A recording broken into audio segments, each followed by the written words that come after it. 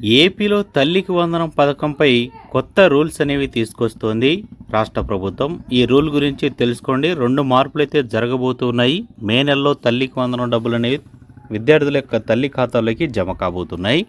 So ఇక వివరాలకు వెళితే మనకి తల్లికి వందనం ఆంధ్రప్రదేశ్ ప్రభుత్వం అయితే ప్రతిష్టాత్మకంగా తీసుకుంది. ఎన్నికల వేళ ఇచ్చిన హామీలు నెరవేర్చే ప్రయత్నంలో ఉంది. సూపర్ 6 అమలుకు గాను అధిక ప్రాధాన్యత అయితే ఇస్తోంది. దీనిలో భాగంగా త్వరలోనే మరో ముఖ్యమైన హామీను అమలు చేయడానికి కసరత్తు చేస్తోంది. తల్లికి వందనం హామీ అమలుకు కూటమి ప్రభుత్వం రెడీ అవుతుంది. బడ్జెట్లో ఈ పథకం కోసం నిధులు కూడా కేటాయించింది.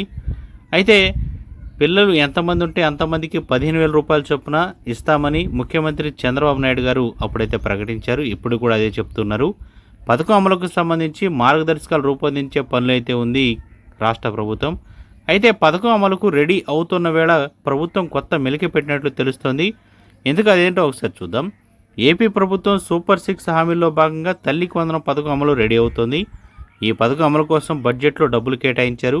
కొత్త విద్యా సంవత్సరం ప్రారంభం కాగానే తల్లుల ఖాతాల్లోకి డబ్బులు అనేవి జమ చేసే విధంగా చేస్తామని ప్రభుత్వం అయితే అనేకసార్లు స్పష్టం చేసింది. అయితే తాజాగా సీఎం చంద్రబాబు చేసిన వ్యాఖ్యలపై కొత్త చర్చ అనేది మొదలైంది.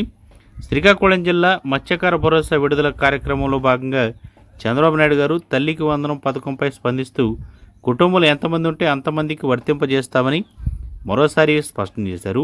విద్యా సంవత్సరం ప్రారంభంలోగా ఇస్తామని చెబుతూనే ఇన్స్టాల్మెంట్ల వారీగానే అంటే ఒక్కొక్కసారి అంటే 7,500 రూపాయలు 7,500 రూపాయలు 2 విడతలుగా 15,000 రూపాయలు అనేవి మనకు జమ చేయాలా అనే దానిపై ఆలోచిస్తున్నట్లు ఇక్కడైతే చెప్పారన్నమాట.